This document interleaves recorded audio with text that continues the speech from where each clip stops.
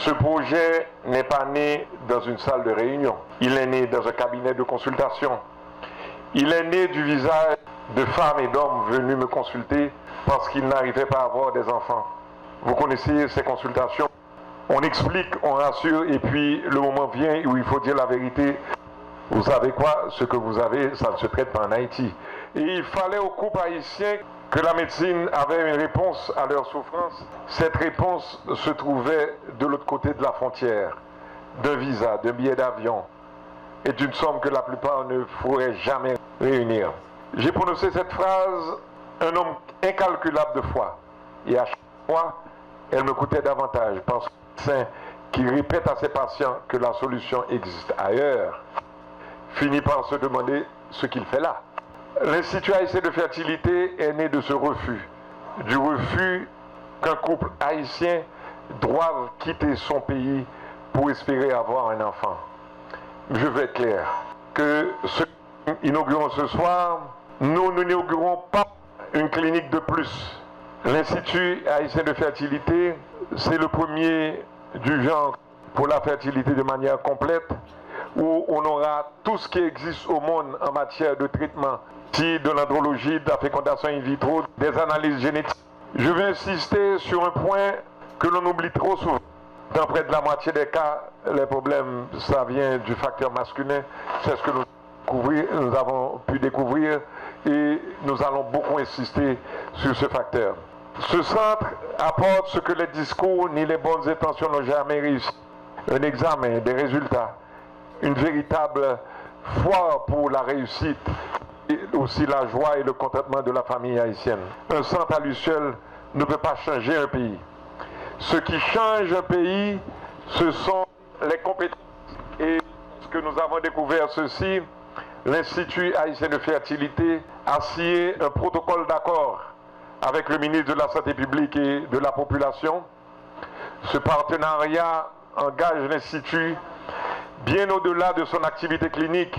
Il fait de nous une plateforme nationale de formation et de transfert des compétences. À ce titre, je remercie le ministre Bertrand Sinal qui, dès le départ, a accueilli cette idée de projet avec un enthousiasme favorable et a transmis à son chef et à son directeur général l'objectif que de faire aboutir cette coopération. Monsieur le ministre, encore une fois, merci pour votre participation. Nous allons donc former des médecins, des infirmières, des sages-femmes.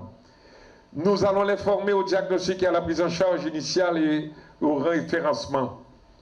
Et nous le ferons pas seulement à Port-au-Prince. Et d'ailleurs, ça a été un vœu du ministre de la Santé. Il faut commencer ailleurs que dans la métropole de Port-au-Prince. Nous allons donc commencer dans le Grand Sud, puis dans le Grand Nord. Et de mieux en mieux, nous allons gagner un petit peu du pays pour que tout le pays soit couvert par les services liés à ses besoins en infertilité. Bâtir un laboratoire d'embryologie avec ces exigences actuelles, ça devient de plus en plus compliqué. Et cela suppose que dans le pays, il y ait de l'électricité, de la sécurité, des compétences. Et cela suppose aussi beaucoup de tolérance et de l'argent aussi pour faire un laboratoire qui donne des résultats extraordinaires. Donc, nous avons continué, non par obstination, mais par conviction.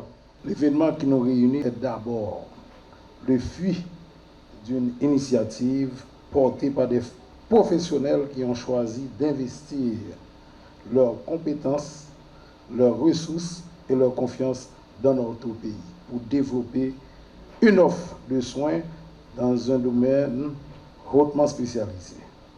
Lorsque des professionnels haïtiens choisissent de créer, d'investir et de développer en Haïti des services de santé dont notre population a besoin, le ministère de la Santé publique et de la Population se doit de reconnaître cet engagement, de l'encourager et dans le cadre de ses attributions de l'accompagner.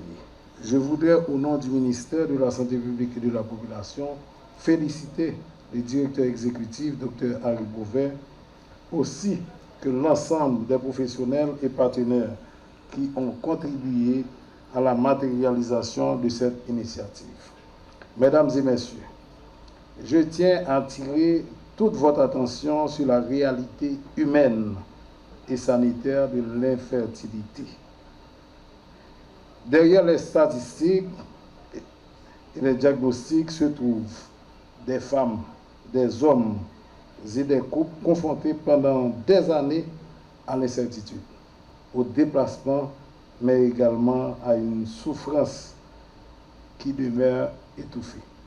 Dans notre société, cette situation peut être aggravée par l'incompréhension, les préjugés, la stigmatisation ou encore par l'absence d'une information adéquate.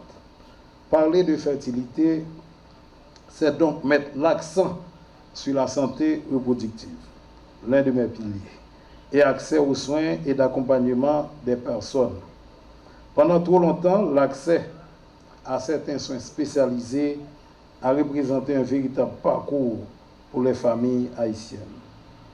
Pour celles qui disposent des moyens nécessaires, la recherche de solutions conduit souvent vers l'étranger. Pour beaucoup d'autres, cette possibilité demeure tout simplement inaccessible. C'est justement pour cette raison que le développement sur le territoire national de nouvelles capacités médicales et techniques doit capter notre attention.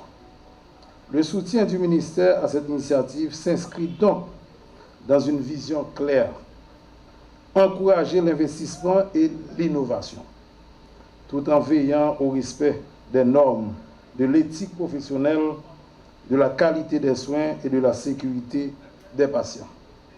Le secteur privé occupe une place importante dans notre système de santé. L'État ne doit pas considérer cette contribution comme concurrente de sa mission. Il doit plutôt créer les conditions permettant aux différentes composantes du système public, privé et communautaire de contribuer dans leurs champs respectifs à une réponse sanitaire plus forte et mieux organisée. Nous souhaitons que cette institution puisse devenir un espace où les compétences scientifiques rencontrent l'humanité.